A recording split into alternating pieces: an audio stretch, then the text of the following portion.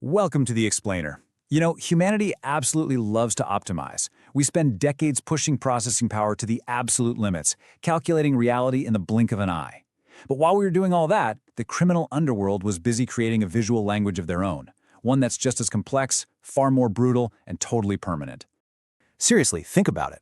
While we've been busy designing 64-bit gaming powerhouses equipped with silicon graphics reality coprocessors, firing up vector units and writing microcode just to perform geometric transformations and pump out 62.5 megahertz of graphical glory, criminals went in the exact opposite direction. They created a visual code written in ink, scars, and missing appendages that makes our most intricate digital tech look like absolute child's play. Today, we're decoding the ultimate resume, the one you can never ever delete. All right, let's jump right into Section 1, the prison resume. If you think your LinkedIn profile is hardcore, you haven't seen a Russian Bratva member in a steam room. Originating in Soviet-era labor camps, this mafia developed a strict hierarchy where their tattoos act like a literal criminal resume. Every single piece of ink has to be earned through repeated prison terms and extreme loyalty. Those 8-pointed stars they tattoo on their knees, that literally translates to, "I do not bow to anyone," especially not law enforcement. The Orthodox Church domes on the chest act as a visual scorecard for their convictions. Crosses on the knuckles mark trips to the prison shadow realm, and a cat with a hat marks someone as a true thief in law. And trust me, if you wear these symbols without actually earning them, they will be forcefully removed. Then you have MS-13, who take a vastly different, far less subtle approach. Born in 1980s Los Angeles among Salvadoran immigrants, this group evolved from a community defense gang into one of the most feared syndicates in the world. And they will literally slap the number 13 right on their faces, like a permanent pop-up ad for terrible life choices. So, why 13? It isn't just an unlucky number. It pledges direct allegiance to the Mexican mafia, also known as La M. Since M is the 13th letter of the alphabet, this solidifies the alliance between MS-13 out on the streets and La M inside the prison system. The Mexican mafia themselves were founded back in 1957, and they often use a black hand mark of honor, which is a symbol completely inspired by the Italian mafia. They also lean heavily into Aztec imagery, like the eagle and serpent from Mexico's emblem, to mark their massive 50,000-strong army of loyal foot soldiers. Moving right along to Section 2. The math of mayhem. While the Bratva use pictures to tell their story, other organizations rely entirely on cold, hard numbers. Take the 18th century Chinese triads. Today, they operate as massive transnational crime syndicates, running on what's basically a numeric ranked mode system. Inside the organization, a 489 is a leader, a 426 is an enforcer, and a 25 is essentially a traitor or an undercover agent. They actually call them a fictitious freak. They even utilize a highly specific three-finger salute reflecting the harmony between heaven, earth, and man. Oh, and their initiation ceremonies? Incredibly intense. We're talking 36 oaths sworn under the penalty of death by 1,000 cuts. Over in the U.S., we have the Aryan Brotherhood, formed in the 1960s at San Quentin State Prison. They were originally established to exert racial dominance in response to other prison factions, but they very quickly evolved into a highly organized, ruthless crime group operating under a really strict hierarchical structure. They frequently use the number 666, but instead of the usual demonic meaning, they claim it stands for the 6th letter of the alphabet, FFF. That means fight for freedom, showcasing their anti-establishment stance. Alongside this, members mark their allegiance with a variety of hate symbols.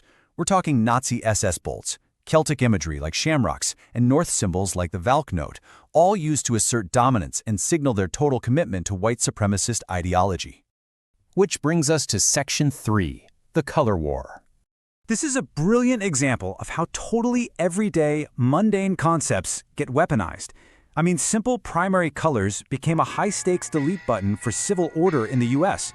The Crips, founded in 1969, adopted the color blue to honor a founding member named Curtis Buddha Morrow, and they utilize a 6-pointed star to represent loyalty and wisdom.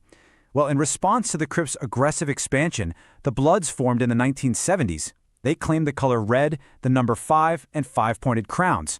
And this rivalry is so intensely petty that it literally affects how they spell words. Bloods use CK in their graffiti to stand for Crip Killer. In retaliation, Crips write CC instead of CK in any word they spell. Why? Because they would rather die than accidentally write out the abbreviation for Crip Killer. Wearing the wrong primary color in the wrong neighborhood can quite literally cost you your life. Meanwhile, the Latin Kings, which is one of the largest Hispanic and Latino gangs founded in 1954 in Chicago, they rock black and gold. For them, black represents the darkness of their past oppression, while gold symbolizes rising from that darkness to uplift their people. Their central symbol is a 3- or 5-pointed crown representing love, respect, sacrifice, honor, and obedience. These members view themselves as a chosen generation. They hold heavily organized meetings called Mass that often take place in cemeteries and always begin with a prayer. And finally, Section 4, the pinky tax. Tracing their roots all the way back to Edo-era traders of illicit goods and gamblers, the Japanese Yakuza operate almost like a feudal system. They are globally famous for their absolutely stunning, hand-poked Irizumi full-body tattoos. We're talking koi fish, dragons, tigers, and oni masks, artworks that take years of excruciating pain to finish. Now, because of their association with organized crime, these tattoos are actually banned in many public facilities in Japan, so members are forced to cover up. But you can't easily cover up their most famous symbol, because it's something that is missing entirely. Taking responsibility in the Yakuza requires a little ritual called yubitsume. If you commit a serious offense or make an oopsie in the organization, you are expected to take a blade, cut off the tip of your own left pinky finger, and present the severed digit to your boss as a symbol of your regret and atonement, which pretty much proves, without a shadow of a doubt, that a formal apology in the Japanese underworld is way more literal and way more painful than just typing out a PR statement on Twitter. So, the next time you're sweating because your N64's reality signal processor is dropping frames, or your texture engine fails to apply bilinear filtering, or you're just stressing over modern AI safety issues, take a deep breath. Be thankful your problems are strictly digital. A memory allocation error might crash your game, but it won't require a literal blood sacrifice to reboot the system. At the end of the day, dealing with the software bug is infinitely better than having to give your boss a severed finger because you forgot the cardinal rules of the syndicate. Just be glad you get to keep your pinkies attached, your knees star-free, and your internal organs firmly on the inside. But it does make you wonder, doesn't it? As our digital world becomes increasingly safe and sterilized, will humanity always find a way to write its most complex codes in blood? Let us know what you think in the comments, and I'll see you in the next explainer.